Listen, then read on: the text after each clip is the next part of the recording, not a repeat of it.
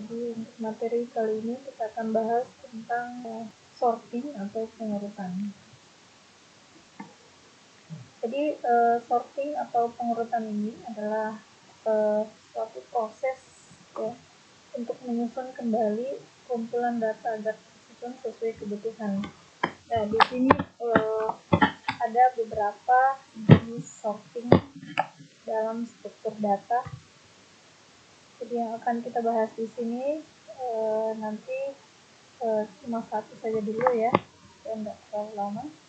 Jadi jenis pengurutan itu pastinya ada dua, pengurutan secara ascending dan pengurutan secara descending. Nah, untuk jenis-jenis pengurutan itu ada beberapa ya. Yang pertama ada bubble sort, selection sort, insertion sort, dan seterusnya. Tapi yang kita akan di video kali ini kita akan bahas dulu tentang bubble sort.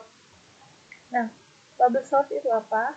Jadi metode bubble sort adalah metode pengurutan gelembung atau bubble sort yang diinspirasi oleh gelembung sabun yang ada di permukaan air. Jadi kalau misalnya gelembung itu pasti kalau gelembung ya pasti akan berada di paling atas, akan terapung ya, akan mengapung gelembung sabunnya. Jadi oleh karena berat jenis dari gelembung sabun itu lebih ringan ya, lebih ringan daripada berat airnya, maka akan menggelembung. Jadi seperti itulah ilustrasi dari bubble sort. Jadi bubble sort ini kiri atau paling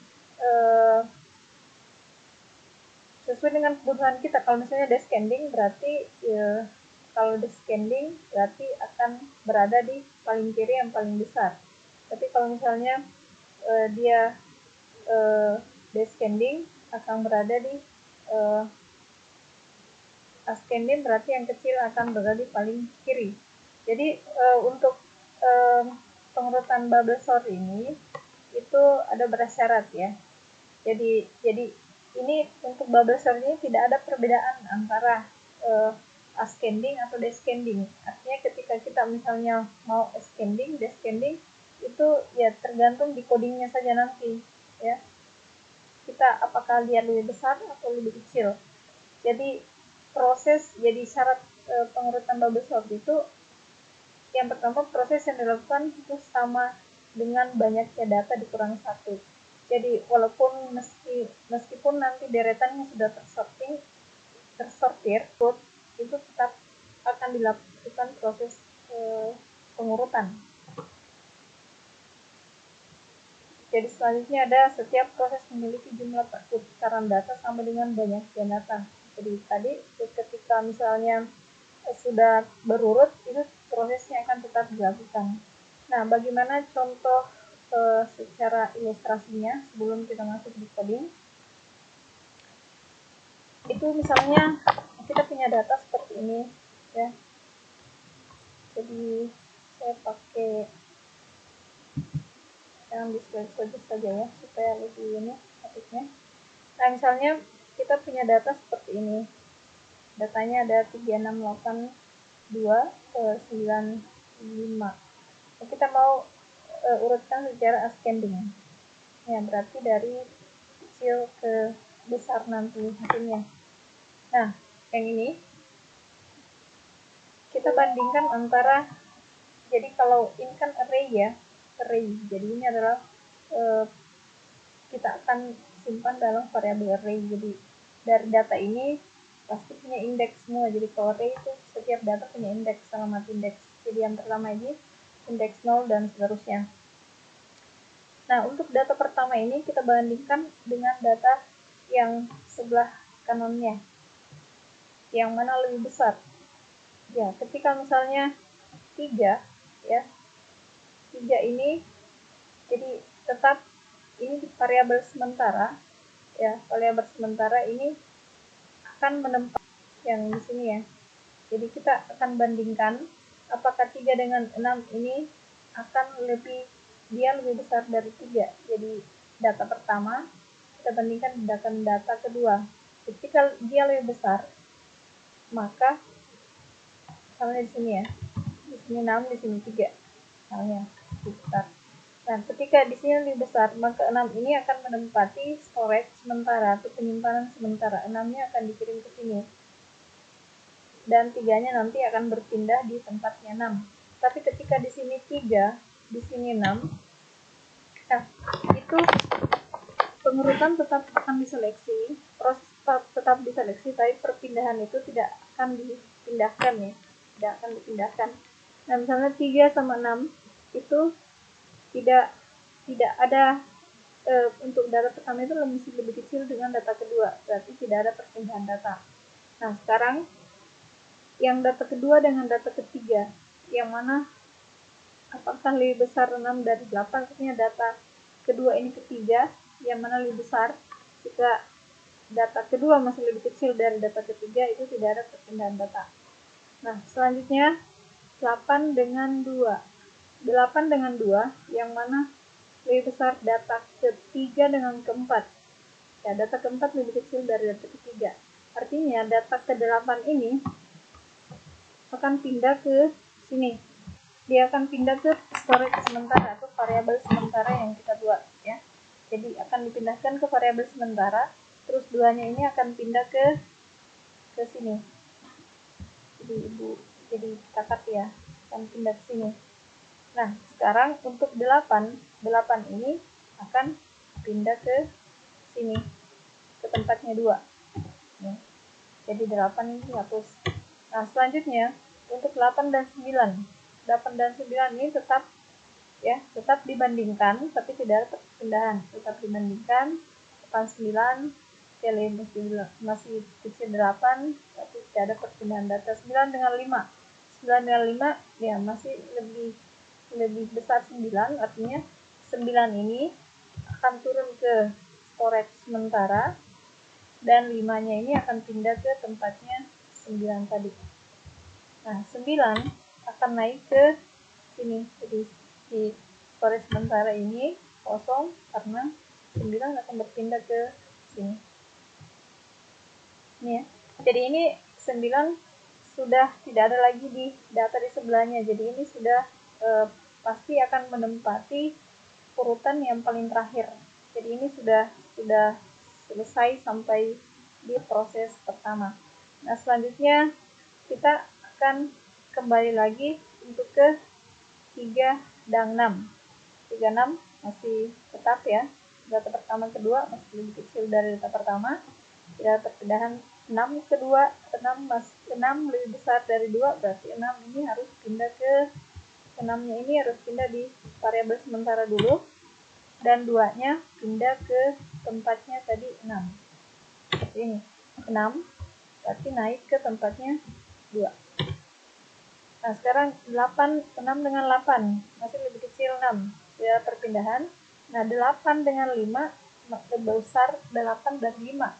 Jadi 8 ini akan pindah ke variabel sementara dulu. Nah, selanjutnya 5 akan menempati tempatnya 8.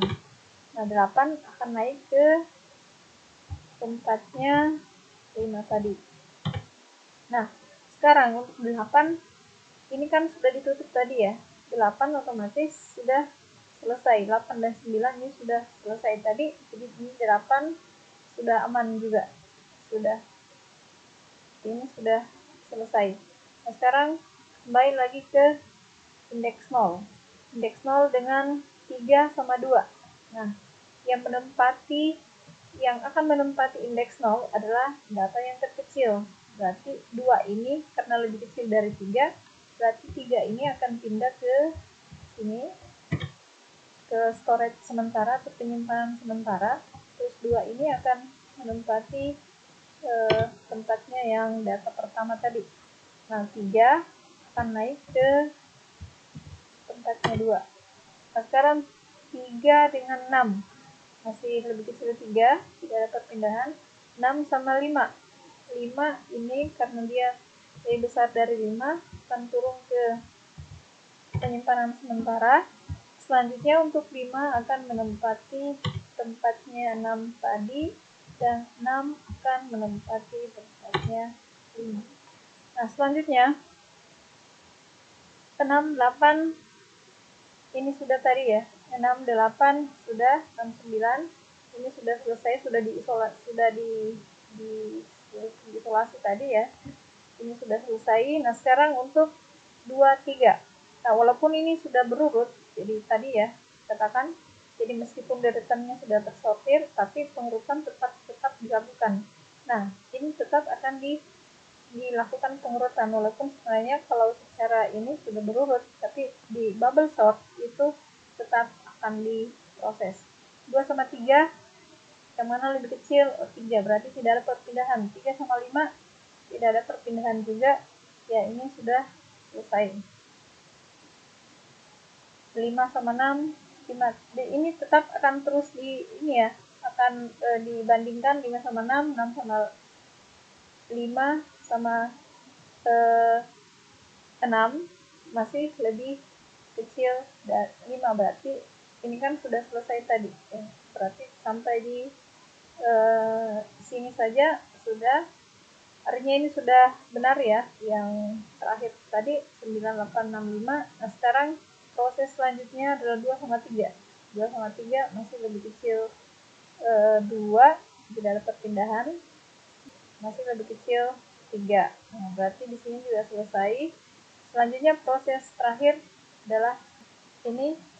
Nah 2 sama 3 ya, karena ini tidak ada lagi ini sudah selesai selanjutnya ya, jadi ada beberapa, tapi ini sudah terurut sekali lagi ya, berarti prosesnya nanti akan dilakukan selama 5 kali ya, selama 5 kali. Jadi ini sudah selesai 2, 3, ini sudah selesai ya, seperti itu. Jadi bubble sort itu akan sesuai dengan kebutuhan kita. Kalau kita mau ascending atau descending, berarti di sini nanti yang paling besar.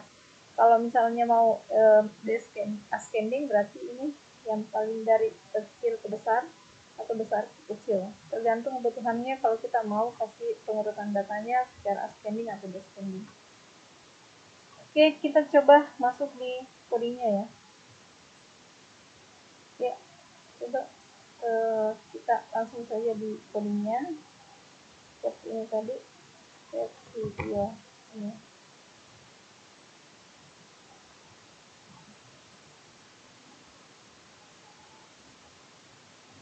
Ini ya, kalau yang lain ini saya kira nggak ada masalah ya, ini cuma menampilkan saja yang di atas ini. Nah yang prosesnya adalah yang di sini ini. Ya, ketika misalnya kalau ini sudah dibahas juga ya, count bubble in dari array di sini berarti jumlah data yang ada dalam array. Jadi akan berhenti, i-nya akan berhenti ketika jumlah datanya itu lebih kecil dari array-nya yang variabel bubble ya, berapa datanya akan berhenti nanti berulang. Nah ketika ini memenuhi maka akan dilakukan yang di bawah tadi inilah yang kita harus pahami seperti tadi yang dijelaskan secara manual. Nah ini for J sama dengan 0, J ini sama tadi berapa jumlah data dikurangi dengan 1. Jadi kalau misalnya jumlah datanya 7 pasti dikurangi dengan 1, jadi sampai ke 6, lebih kecil 6, berarti akan berhenti di 5 saja. Nah jika bubble array yang bubble variabel bubble ini, yang variabel array ya, yang indeksnya 0, yang ini 0, lebih besar dari variabel yang indeksnya 1, berarti ini sama ini ya, 2 sama 6. Ya, jika dia lebih besar, maka akan dilakukan yang di bawah sini. Tapi kalau tidak lebih besar atau dia lebih kecil, berarti tidak ada perpindahan kayak tadi ya. Berarti ini tetap akan dibandingkan, cuma perpindahannya tidak ada. Nah, terus naik lagi, J-nya menjadi 1 ya, 0 tambah 1, berarti J-nya di sini jadi 1. Nah, ketika J-nya 1 masih lebih kecil dari apa ini data? 5, 9, 8, berarti 5 lebih kecil dari 7 ya, masih lebih kecil dari 7, 1 berarti masih true. Nah sekarang indeks ke 1 berarti 1 yang ini ya, lebih besar dari 1 tambah 1 berarti indeks 2, berarti tidak ada perpindahan juga karena masih lebih kecil. Nah sekarang naik lagi ke J, berarti J nya menjadi 2 ya, 1 tambah 1 di sini tadi 1 tambah 1 berarti di sini 2. Nah J nya 2 di sini dibandingkan lagi variabel array yang J bubble yang indeks 2 ini 0, 1, 2 yang ini, apakah lebih besar dari variabel 2 tambah 1 berarti variabel indeks 3 ya, data ketiga. Jadi ini indeks 0, 1, 2, 3. Ternyata masih lebih kecil 8. Berarti tidak ada perpindahan, naik lagi di J-nya menjadi 3. Nah, 3 indeks 0, 1, 2, 3. 3 dibandingkan dengan 0. Ini indeks ketiga dibandingkan dengan indeks keempat. Dia tambah 1 karena ini 3 ya. Berarti ini lebih besar. Maka 9 ini ya, 9 ini yang indeks J yang 3 ini 1, 2, 3 ya. 0, 1, 2, 3. Jadi 9 ini akan disimpan di variabel sementara dulu di sini, di 9, di J ya. Bentar dihapus kalau mau di run. Nah, terus untuk J-nya, untuk di indeks 3-nya pasti kosong di sini ya. Indeks 3 kosong berarti di sini akan jadi 0. Enggak tahu buat sini ya. Berarti ini indeks di sini berarti akan jadi 0 ya. Terus indeks 0 tambah 1 berarti di sini nanti akan kosong ya. Yang ini indeks 0 tambah 1 isinya apa? Nah, indeks 0 tambah 1 adalah isinya adalah variabel sementara. Variabel sementara tadi 9 ya.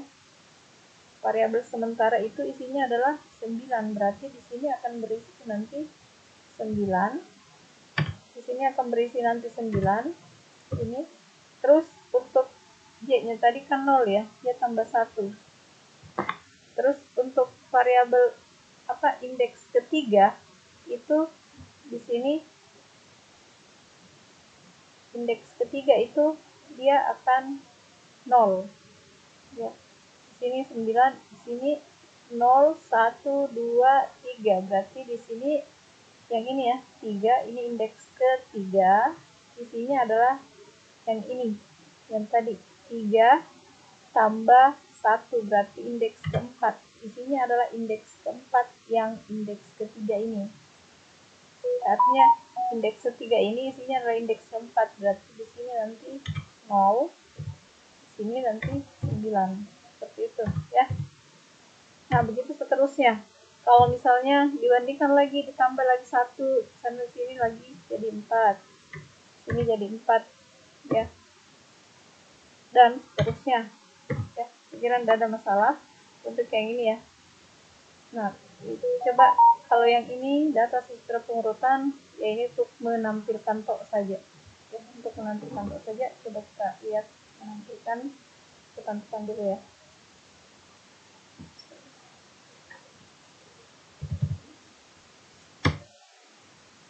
Oh, ternyata ada yang tadi ya, ini.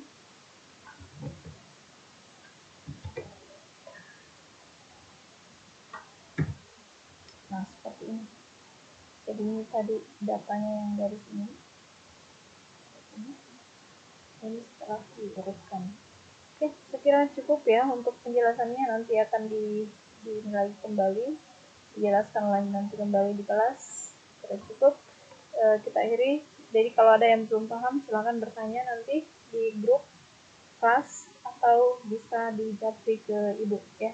Kalau ada yang belum dipahami, nanti kita kembali akan ulang di kelas jika ada yang belum paham. Oke, sekiranya cukup, kita akhiri dengan ucapan alhamdulillahirabbil alamin. Assalamualaikum warahmatullahi wabarakatuh.